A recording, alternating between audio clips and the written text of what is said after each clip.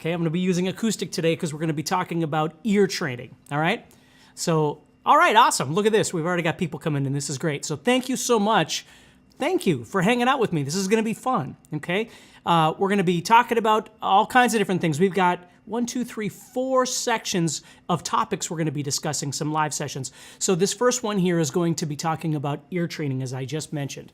So this is getting us ready for the Christmas guitar bundle to see if that might be something that you're interested in, all right? A little bit later, we'll have a video on that you'll be able to watch and see if it's something that you're interested in. So, hey everybody, thank you so much for being here. This is great. We already have a ton of people in here, which is awesome, okay?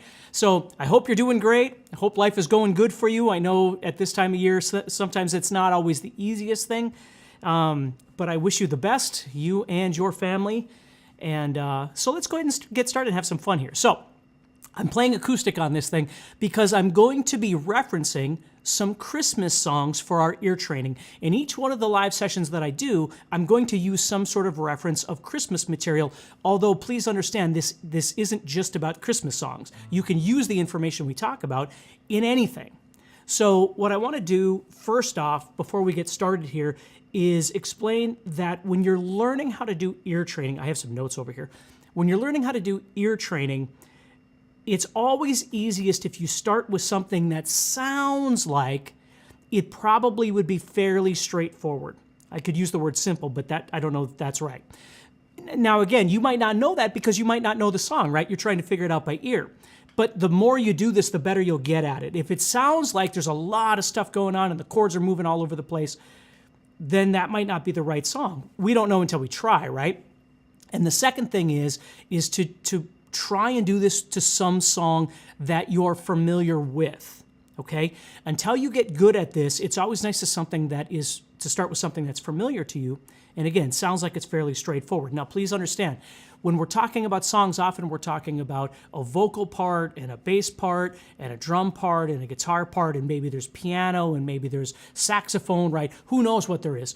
We don't need to get wrapped up in all of these instruments, because what we're trying to do, and this is the first part of this ear training, is we're going to start listening to the song from a structural standpoint, okay? So when you're trying to learn a song by ear, the first thing that you want to do is you want to pan out, okay, and listen to the song in a generalized kind of bird's eye view. You're way out there kind of listening to this song, and basically what you're listening for are sections, intro, verse, and then it goes into something other than the verse, and then maybe it goes back into the verse, and then maybe it goes into the chorus. Now you're not zooming in. It's not how many times do you do each one and how many measures. You're not doing that. You're just trying to overarchingly listen to the song, okay, from a bird's eye view, and just kind of get used to the general flow of the song, okay? And then what you can do, and again, we're not having to over study here. We're just trying to get used to that a little bit. And then what we might do is start zooming in a little bit and say, okay, what we're going to focus on is the verse, or we're going to focus on the intro, or we're going to focus on the chorus. And that's what we're going to do today. Okay, we're not worrying about the entire song at this point. Now, why is that? Well, the entire song requires us to ear train and study different segments. Now, we're not going to be here for 4 hours doing this. I don't want to take that much of your time, right? But what we are going to do is go into some part that you're familiar with, because that's why I'm using Christmas songs here, that you've heard before, and then try and figure out what would be going on in that part in terms of ear training. Now, the part you have to be careful with when it comes to things like Christmas songs, and we can call it really anything that would be considered to be traditional songs, is that they can be in different keys, right? And even the arrangement can be different. Like you might hear somebody play, Silent Night a certain way, and then you hear somebody else play it, and the arrangement, the chord changes even, can be a little bit different from artist to artist or song arrangement to song arrangement. So, and I don't want that to confuse you. The beauty of that for us is we'll play it the way it sounds, ear training, it sounds right to us. So as we talk about this, if you decide, hey, it sounds like there's another chord that should be in there, you're going to be able to explore that on your own and figure out whether or not the chord that you want should be there, what's missing there, and I'm going to help you with that, okay? So just keep that in mind. because again, when it comes to Christmas songs, oftentimes, I would look up chord charts on, Ultimate Guitar or whatever it might be, and I'm looking through it going, I don't hear it that way. Like, I don't hear all those chords that this thing is telling me that are in there. I don't hear it that way. Well, for me, if I don't hear it that way, I don't play it that way, right? Now, that's different than learning how to play, Crazy Train by Ozzy or something, where it really is a structured song that has a particular part and, particular chords that go certain places, and it's not in the key of whatever, it's in this key, right? That sort of thing. There are more, structured parameters to something like that. Doesn't mean that there isn't sometimes some leeway, again, depending on the artist and the style and all that sort of thing. But again, that's a whole nother conversation. All right, thank you so much. We have even more people that have come in. This is great. So let's go ahead and get started. So step number one, getting a song, let's just call this step number one, getting a song that sounds fairly straightforward and you are familiar with it. Whether you're familiar with the whole song really well or just the chorus or something, that's entirely up to you. And again, our Christmas songs, you're going to be familiar with these things. Step number two is listening to the structure, overarching or bird's eye view, way back, kind of getting used to that. So you kind of know how it goes. And the reason I say that is if I say, for instance, my first song here is Rudolph. I'm looking at it up on my screen here. So if I did Rudolph the Red-Nosed Reindeer had a very shiny nose. Now, you might not know this, but this is what you want to be thinking about in this structure as we kind of zoom in. We're starting with a chord for Rudolph the Red-Nosed Reindeer had a very shiny nose. And on nose is where there is a change. Now, how do I know that? Well, I know that because I've heard the song a million times and I've played it a million times. But if you're listening to the song, one thing you want to get used to as you keep zooming in is a change in the sound, a change in the music. Now, I'm not saying that that's easy, and I'm not sliding over that. That's what the study is all about. Like learning how to play via ear training takes some time. But you want to get used to that. When you're listening to the song, you're trying to listen to something that changes, and in our case, certainly a lift or a drop of that chord. Oftentimes the bass will go with us, right? We'll hear them both lift or hear them both drop, okay? And again, that's why the simpler the song, the better this is to try and practice with, okay?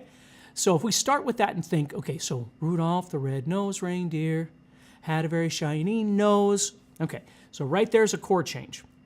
Then we stay on that, and if you ever saw it, you would even say it glows, right? And that's where it goes to something else. Now, here's the question.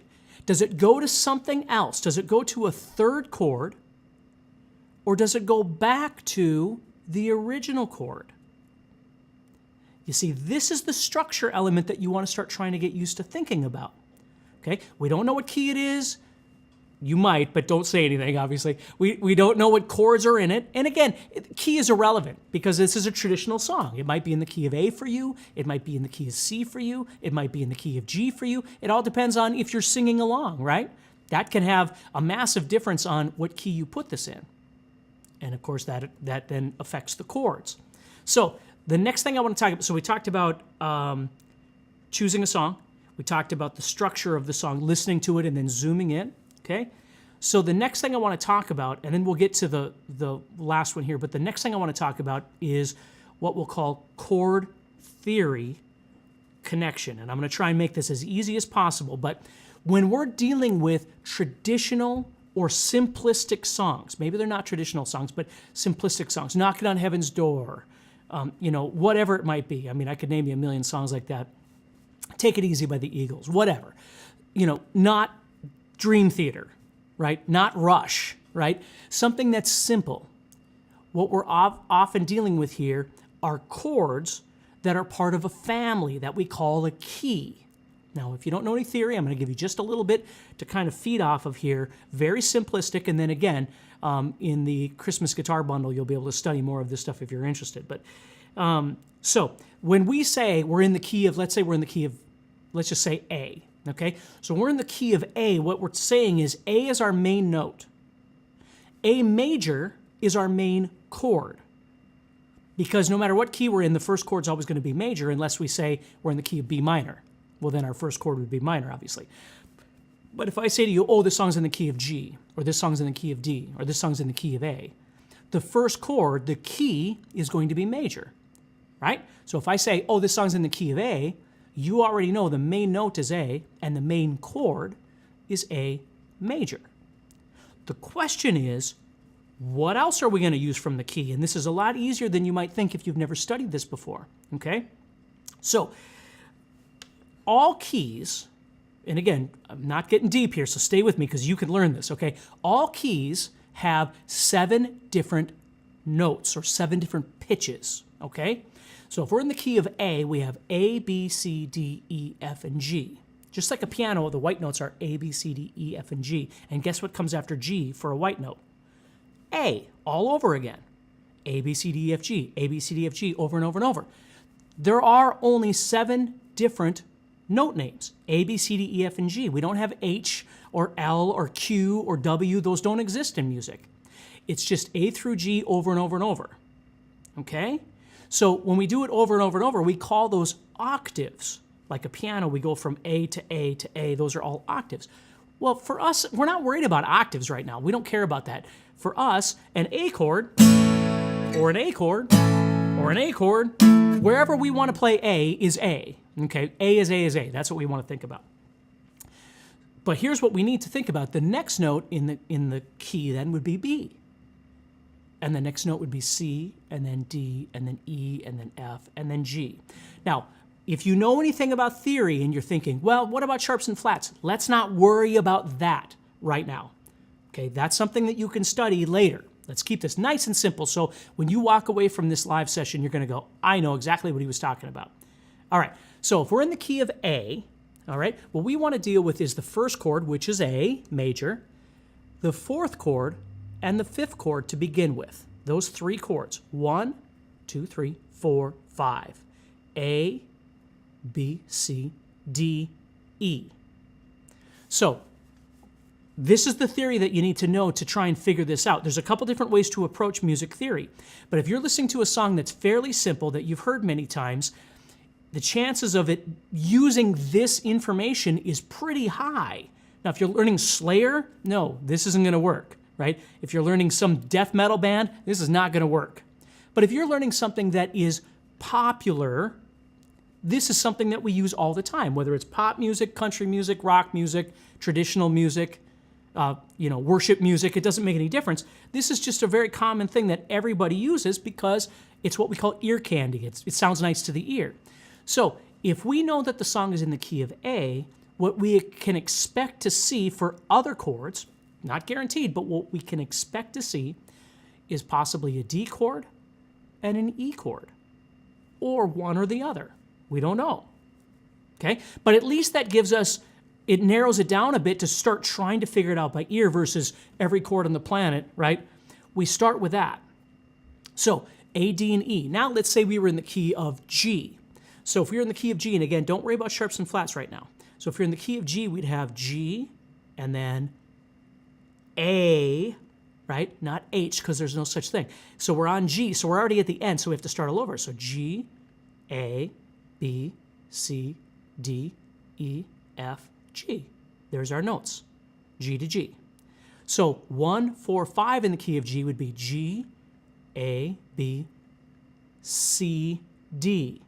So what I'm doing right now is something that you want to get used to, okay? So G, C, and D, all right? So let's listen to those for a second. Let's go to G. I'm going to play G, C,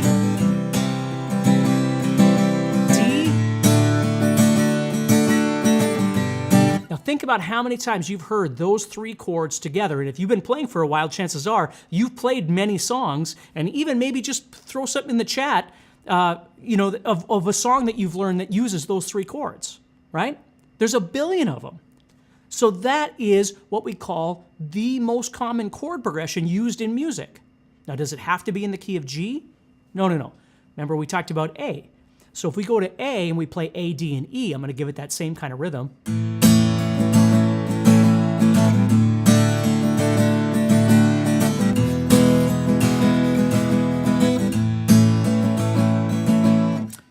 Okay, so musicians would call that a 1-4-5 chord progression. You can play them in any order you want, but that's what it is it's using the 1, the 4, the 5.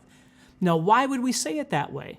Okay, well, because if I say it that way, I'm not defining it in a key. I might tell you, hey, this song uses a 1-4-5. And then you say, oh, awesome. So-and-so is going to sing this, so let's do it in the key of D. Okay, what's a 1-4-5 in the key of D? D, E, F, G, A. D, G, A. 1-4-5. So for you to start learning to think about 1-4-5 is very important. Now, I'm going to make it even easier for you. Because we are guitar players, now there are an option, for the most part, of 12 different keys that we can play in. But as guitar players, you think about this, especially if you've been playing for a little while and you've done some songs, and even post it for us, even throw it in the chat. What are some keys that you find that people play in a lot? Right? Okay. What do you find? Key of G. That's correct. Key of A. Yep. Key of D. Key of E. Key of C, right? And out of all of those, for me, key of G and key of A and key of D maybe are the three that I see most. But, it might be a different experience for you. My point is, you don't see a lot of the key of E flat or the key of A flat. You just don't see that a lot. Now, it doesn't mean you'll never see it. Don't get me wrong. I'm talking in generals here. Okay? So yes, you're going to see that sometimes. But if you're just learning how to do this, or let's say you've just been, playing guitar for a little while and you find a song in the key of D flat, chances are maybe you probably don't want to play that song just yet, right?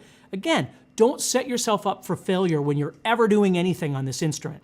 Start with something that fits in your comfort zone, your wheelhouse, and then start learning how to do it. Because right now our conversation isn't whether or not you can play a song that's complex. Our conversation is about whether or not you can learn how to play something by ear. And if you set yourself up with the right parameters, an easier song, slower song maybe, something that isn't super fast, something that you're familiar with, right, that sort of thing, it's going to make it a lot easier. Now, because these are traditional Christmas songs, they can be in any key. So let's make our way into Rudolph the Red-Nosed Reindeer, okay, using what we know right now. Okay, so I'm going to give you this much information. Rudolph, for us right now, is going to be in the key of G. All right? So, if you think about it, if you played Rudolph the Red-Nosed Reindeer had a very shiny, what chord, because you can hear it, right, in your head, you can hear that something should be coming. What chord comes after that? Now, you could try every chord in the book and get out your chord encyclopedia, or you could use the information I just gave you to try and figure that out. So, Rudolph the Red-Nosed Reindeer had a very shiny... Right? Okay? Now, if you know what it is, start putting it in there. See, put it in the chat. Let's talk about this. Okay? Gotta wait a second. This latency just takes... Yes, right, D. Okay? So let's listen. Let's use our ear now. Just listen to me for a second. Rudolph the Red-Nosed Reindeer had a very shiny nose. Okay? Now, let me try the 4. G, A, B, C. Let me try that. Rudolph the Red-Nosed Reindeer had a very shiny nose. See? It doesn't sound right in my head because I know what this song sounds like. So I know I'm going from G to D, or a 1 to a 5, right? I can call it G to D and there's nothing wrong with that.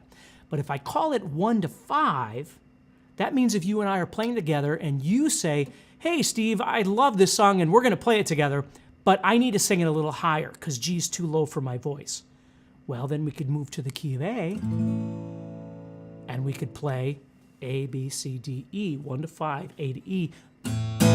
Rudolph the Red-Nosed Reindeer had a very shiny nose. And now we've done what we call transposing. We've moved the key. That's another conversation, but look at the power that you can learn to have by ear training and by understanding some of this basic theory. Now, let's go back to the key of G. Wipe our palate clean in our head. So, Rudolph the Red-Nosed Reindeer. Let me get my rhythm right here. Here we go. Rudolph the Red-Nosed Reindeer had a very shiny nose. And if you ever saw it, you would even say it. What does it want to do? Right? Does it want to stay there? Does it want to go somewhere else? Where does it want to go? Right? Correct. It wants to go back to the 1, the G chord. That's what ear training is all about, is learning to train yourself to hear where it wants to go. And if you can make your success rate better by using logic, like basic theory, very basic theory. But if you can use that, it makes it easier. Now, that doesn't mean it always works. Sometimes you're going to have a chord that sits outside that, and you're going to have to look for that, okay? But this is a really great place to start, okay? Now, do me a favor. I'm going to show you this. We have a video for you to check out about this Christmas guitar bundle. I want you to see if it's something that you're interested in, and then as soon as you get done, come on back and we're going to keep going with this thing, all right? Today, you can click the Yes, I Want This Christmas Bundle button to get instant lifetime access to 6 brand new guitar courses on playing songs by ear, licks, soloing, jamming, and more that I'll reveal in the next few minutes of this video. So pay close attention to the message so you can see if it's right for you. Hi, I'm Steve Stine, and I want you to play your favorite songs without looking up tabs, or play solos that burn up the fretboard, that people will love because they sound great and look effortless, and ultimately, have more fun playing guitar and have the confidence to jam with fellow musicians. Then keep watching this video, because you're about to discover a simple way to play songs by ear, massively increase your picking speed and accuracy, mix and match killer licks to create awe-inspiring solos across the fretboard, and play anything you want on guitar. But there's one big problem that's holding you back. It's something I've seen again and again in my 35 years of being a guitar teacher to hundreds of thousands of guitar players worldwide. That big problem is only having bits and pieces of the guitar playing puzzle figured out, and not seeing how everything fits together to be a complete, confident, well-rounded guitar player. In fact, you've probably felt frustrated and confused for years. Now, the good news is that it's not your fault, because you were never given a simple step-by-step plan of guitar courses to follow to see real, noticeable improvements in your guitar playing every day. That's why I created the Ultimate Christmas Bundle. The Ultimate Christmas Bundle gives you instant online access to 6 new guitar courses to skyrocket your guitar playing. You'll get Learn to Play Songs by Ear. As a guitar player, one thing you probably want is the complete freedom to play any song. In fact, you've probably already spent hours trying to figure out songs using YouTube videos or online guitar tabs, and there's nothing wrong with that. But I bet you've noticed that both of these waste a lot of your time. Not only that, sometimes they're just plain wrong, and then you end up frustrated and may even pick up some bad habits that will hold you back for years. Ultimately, you don't develop the skill to hear the music and figure it out quickly in your head, which is a skill that you really want to develop if you ever want to play with other musicians. But there's an easy way to get around all that. It's exactly what pro musicians use to learn songs in minutes, and the good news is that even a beginner can use this skill to figure out songs without having to look up any tabs. It's called ear training, and that's exactly what I'll show you in my new course, Learn to Play Songs by Ear. I'll show you simple ways to figure out the chord progressions to songs in minutes, because there's a big secret most guitar players never hear about. Thousands of popular songs in rock, pop, and blues use the same chord progression. It's called the 1-4-5. Don't believe me? Check out what Mark Knopfler from Dire Straits has to say. When you learn your first chords and you're going...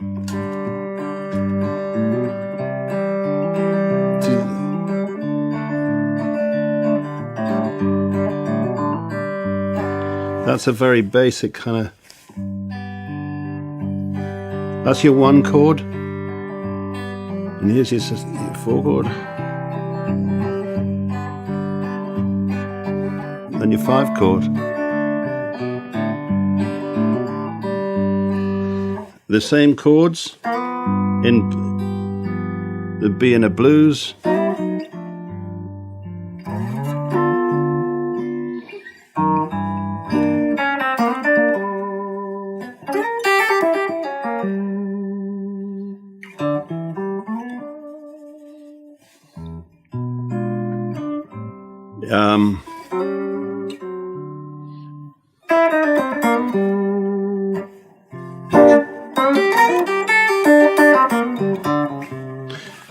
It's the same chords, your 1 chord,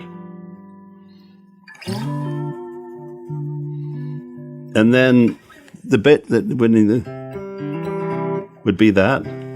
It'd be the same thing.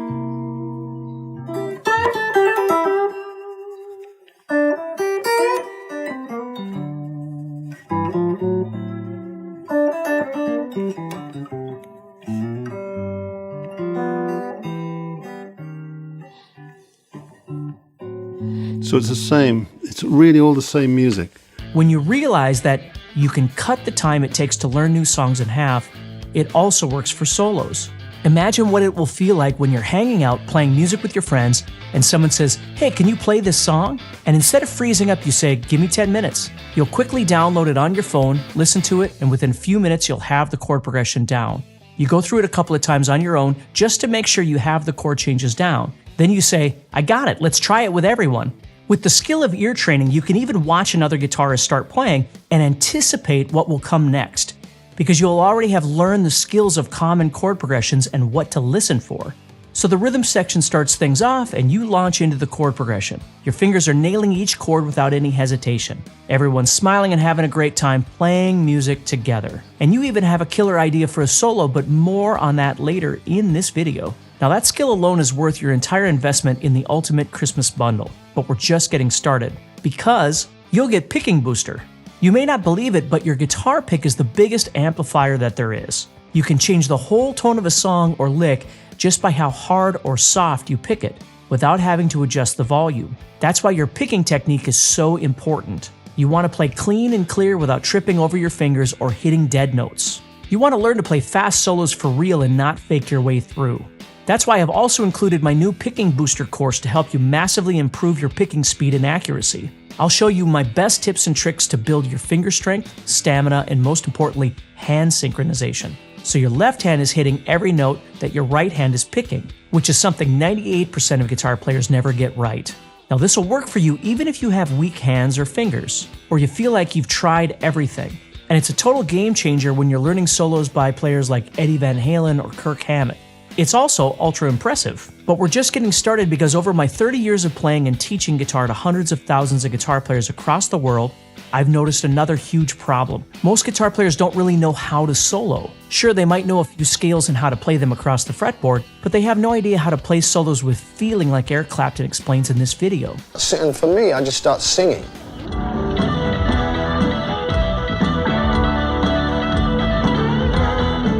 But I do it with the guitar.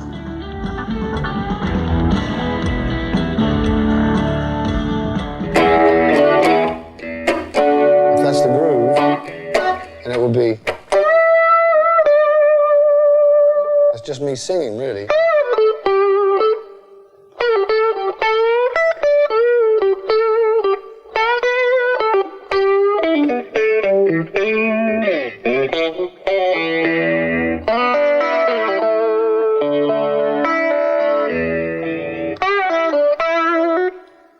It's just really all it is a voice. You know, it's got nothing to do with technique at all. Experience maybe of, you know, having confidence in knowing that what you hear in your head you can do with your hand.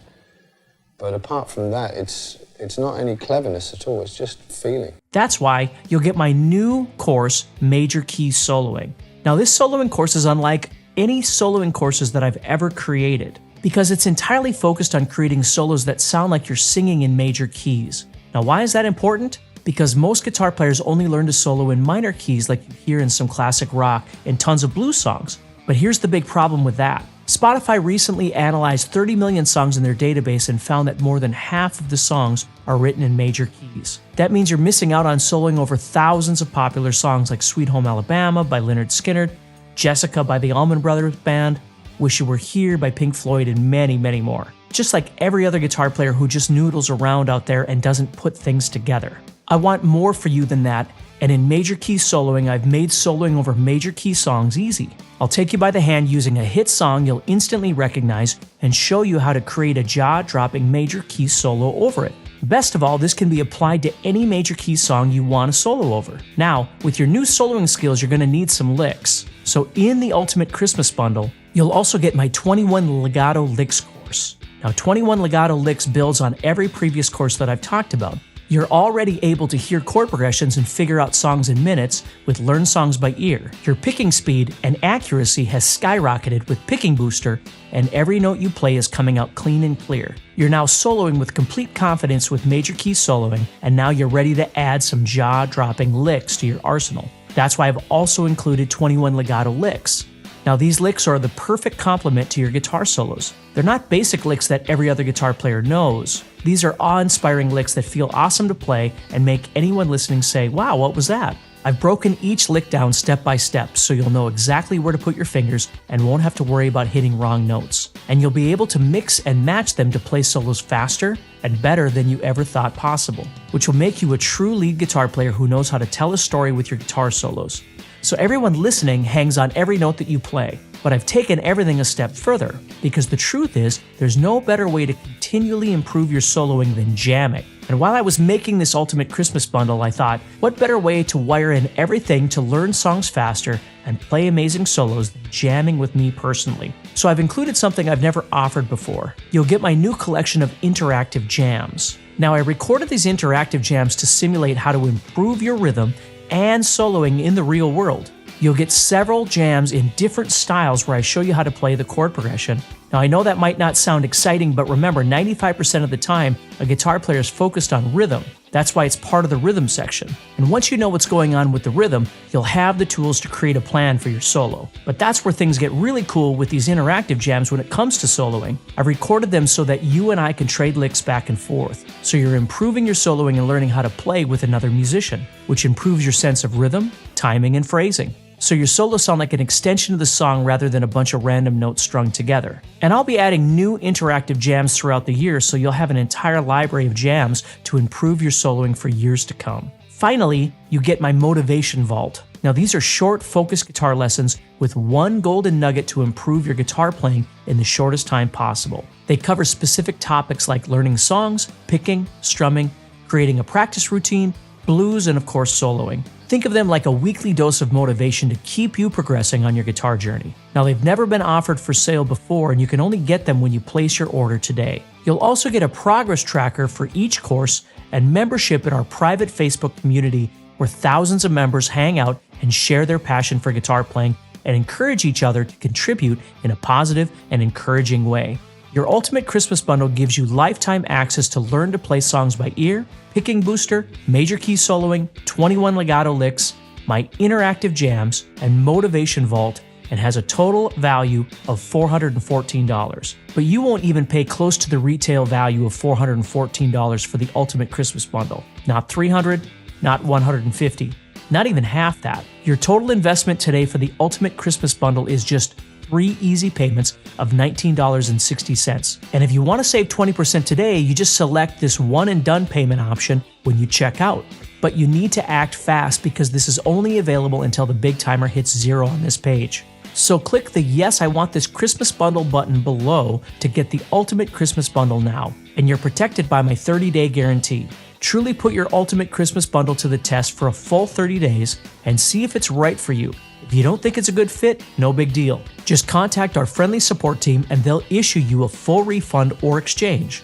No questions asked, no receipt required. However, I can only offer this price for a short time. Once the big timer hits 0, this page will be removed and you'll miss out. So click the button below to get the Ultimate Christmas Bundle today, which gives you lifetime access to 6 all-new courses. Learn to play songs by ear, Picking Booster, major key soloing, 21 legato licks, my interactive jams, and Motivation Vault before the big timer hits 0. And have a Merry Christmas.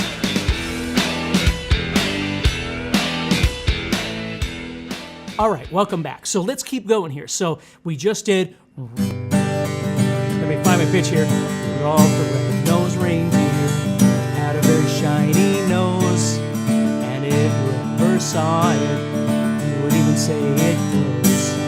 All of the other reindeer. See how it just keeps going back and forth? That's the part of the song that I want you to learn, okay? Now, if you want to learn rest of this song, you certainly could, okay? And in order to do that, I'm going to give you one more little bit of information. I'm giving you a ton of stuff, and again, in the bundle, we go further into this stuff, but I want to give you this because I think this is so great. So if you understand the generalization that we're doing here, we talked about being in the key of whatever, and how the 1, the 4, and the 5 chords in that key make up the most popular chord progression in music history. They can be used in any order you want. It's not just 1 to 4 to 5 or something like that. Or maybe you're just using 1 to 4, or maybe you're just using 1 to 5. I mean, that's all entirely up to you. Songs can do all kinds of things. Right now, Rudolph is just using 1 to 5, okay? But I'm sure there's a 4 chord in there, right? At some point. So if that makes sense, okay, here's the other super cool part. Now again, maybe you don't know keys yet. You don't know sharps and flats. Don't worry about that. Don't stress about that yet. Here's the thing. We know that the key has 7 different notes. G, A, B, C, D, E, F, and then G all over again, right? The octave. So we have 7 different notes. We know that, or 7 different chords, I should say. It is 7 different notes, and each note gets a chord, so 7 different chords. So the 1, the 4, and the 5 are the major chords. They're always major. So if you're in the key of A, 1, 4, 5 is major. If you're in the key of D, 1, 4, 5 is major. If you're in the key of C, 1, 4, 5 is major. It just is, okay? It's a mathematical thing. Here's the cool part. 2, 3, and 6 are minor. 2, 3, and 6 are minor. So if you're in the key of G, 1, 4, 5 would be major, 2, 3, 6 would be minor. So we'd have G major, A minor, B minor, C major because it's a 4, D major because it's a 5, and then E minor. So here's what you remember, and then again, you keep learning this as you keep going, but if you're in a major key, which we are, the 1, 4, 5 is always major, the 2, 3, 6 is always minor, and the 7 is actually diminished, and we don't care about that right now because that's a whole other conversation, and we don't use it. We use 1, 4, 5 and 2, 3, 6 99% of the time. 99.9% of the time, okay? So don't worry about the 7th chord being diminished. That chord will be okay. Pat it on the head, it'll be fine. Okay, 1, 4, 5, 2, 3, 6, that's what we're dealing with. And I'm gonna shrink it up even more. The 6th chord is the chord that you'll use way more than the 2 or the 3. So my point to this is if you're learning a song and you find that there's a 1, 4, 5 in there, or a 1, 4, or 1, 5, or whatever, in the key of G, let's say, and you hear another chord that isn't one of those, and especially if you can learn to hear a minor chord, major sound versus minor. If you hear that it's minor, the first chord that you try with your ear is the 6th chord. All right? So let me show you this. Now I'm going to step outside the Christmas discussion for a second. Let's say it was doing this.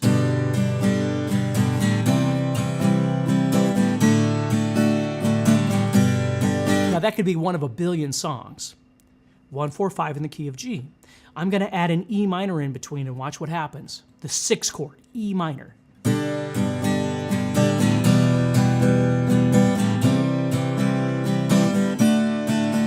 Oh, where can my baby be? Right? There's a billion songs I could teach you that use the 1, 4, 5, and 6 chords. And think about that. How many times have you heard that kind of chord progression before? And again, a ton. Now again, I'm not saying that the 2 won't be in there or the 3 won't be in there. What I'm saying is just use laws of averages here. 1, 4, 5 is the first place to start. If you hear a chord that isn't the 1 or the 4 or the 5, or if you're talented enough in your ear to hear the sound of a minor, that dark sound, that sad sound, the first thing you try is a 6. Now, if it doesn't work, then you try a 2 or 3. And again, music can do whatever it wants. Sometimes music doesn't follow the rules. But I am telling you that most of the time, music follows the rules.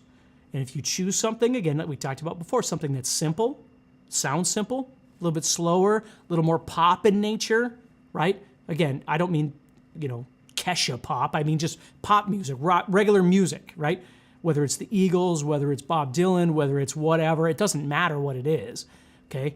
Ed Sheeran, I could throw out all kinds of things, but you know what I'm saying. Just anything that's kind of regular, that's going to use the stuff we're talking about because it's not going...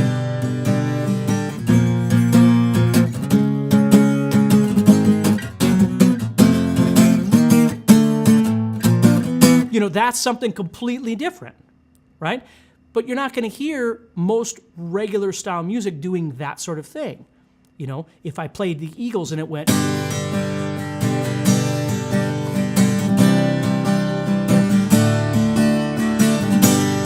it's G, C, D, 1, 4, 5. Now again, it depends on the song. If I play Lion Eyes, right? It goes G major 7, which G major 7 is still G, but I'm just giving it to you so you can hear what that sounds like. Then it goes to C, 4 chord. Then it goes to A minor, which is the 2. And then it goes back to C, and then D, and then G. So that song uses 1, 4, 5, but it also uses the 2 chord. So again, my point is if you learn just a little bit of theory and learn to listen, I'm going to learn this chorus part because that sounds pretty straightforward, right? And you use your logic to figure that out. Now, with traditional songs like Christmas, you have to remember there isn't really a key. It can be in any key, right? But if you're learning how to play Knockin' on Heaven's Door by Bob Dylan, it's in a key, right? Because he wrote it in the key. So you have something to go by, right? Where if you just say, Santa Claus is coming to town or something, and you're learning it and your friend is learning it, and you're learning it from 2 different sources, you may very much wind up learning it different from each other. There's going to be a lot of overlap in terms of 1 or 4 or 5 or whatever, but the keys could be completely different, okay? So the last thing I want to explain to you, because I don't want to keep you here forever, is that when you're dealing with songs and learning by ear, and maybe you're learning something that isn't as traditional as what we're talking about, isn't as pop, again, I hate to use that word, but you know what I mean, standard, okay? Then what you can do is you can use the low-high, relative low-high kind of analysis that I like to teach people, which is using things like power chords. Like if you went on your 6th string and you started making power chords, if you know how to make a power chord. Okay, and what I do then is if I take a song and I want to learn it, but I don't know that it's 1, 4, 5, or it doesn't sound 1, 4, 5 to me at all. Okay, then I can start using this. And what I'm doing is I'm using relative pitch. So what I do is I listen to whatever part of the song. Let's say it's the beginning of the song. So I hear da-da-da, I put the, start the song, and I hear da-da-da, so I stop it. Now I'm going to go to my guitar and I'm going to find da-da-da, da-da-da, right? And I'm going to keep looking around until I find that. I'm going to match what I'm hearing with what I'm playing. And so I don't want to listen to 5 minutes of the song. I don't want to listen to a whole section of the song. I just want to listen to that sound and zone in on that. Da-da-da, just hear that and absorb that sound and stop, Spotify or whatever it is you're using. You stop it and you just lock in. Da-da-da, and then you maybe, start it all over and try it. Does it match up? Does it match up? Okay. So let's say it does match up. Now, next thing you hear from da-na-na is da-na-na. Okay, well, did it go up or down? Da-na-na, da-na-na. You see, you want to be, that's relative pitch, right? You want to be able to hear that it went up or down. And it takes time to learn how to do this. Some people get it right away. Some people, it takes a little while. For me, da-na-na, da-na-na, it's going down. So I'm already here. So I know it's got to be down here somewhere. It's got to be one of those. Da-na-na, da-na-na. Okay, da-na-na, da-na-na. And I wouldn't normally be doing it with my voice. I'd be listening to a song, right? So I start matching that. That is a wonderful way to learn how to play by ear, especially if you learn a lot of rock music, because stuff moves around, right?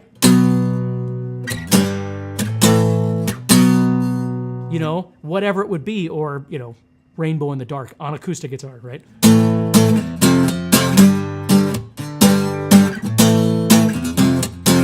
Right, whatever it would be, you start learning to hear things moving down or up.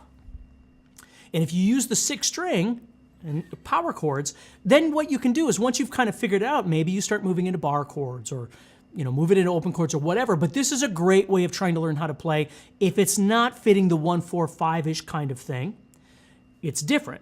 So now you start listening for things moving up and down. So hopefully that helps you a little bit. Ear training is absolutely crucial because with the power of learning how to play by ear, number one, obviously you don't need, materials like going on Ultimate Guitar or whatever.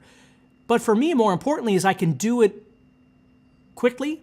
I can do that without a guitar. I can do that, driving in my vehicle. I can hear something and go, oh, okay, this is what it is. It's a 1-5, whatever. I can hear that.